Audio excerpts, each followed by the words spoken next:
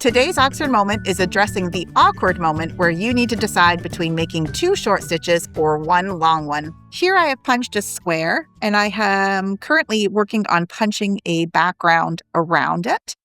And you can see as I came along this line here, I landed up having to make the choice of either doing 1 long stitch or 2 short ones.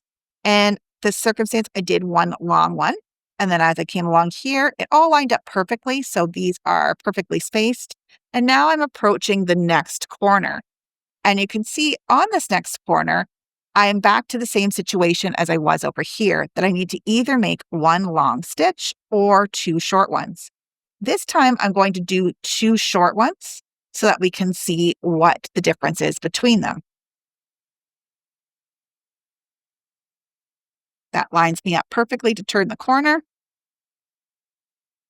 Now let's take a look on the other side.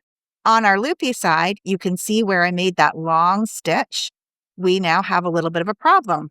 The inner loops here are now leaning through and we have a bit of a broken line. You can see how this little green loop wants to make its way through the fence of the pink and it's leaning out.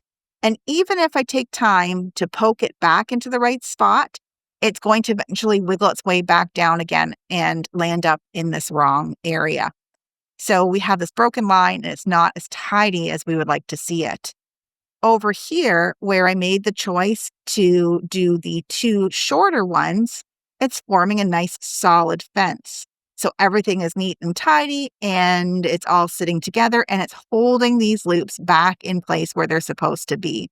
So the 2 shorter stitches or the one where it lines up perfectly are the choices we want to make, as opposed to where we chose to do a longer stitch, because that one starts to cause some problems. No matter what shape it is that you're punching, if you ever find yourself in the situation of needing to make a choice between 1 really long stitch or 2 short ones, usually the best choice is the 2 shorter ones.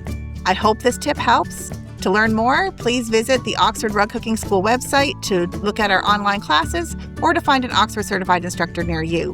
To stay in the loop, please be sure to sign up for our newsletter. The information is in the description below. Thank you and happy punching!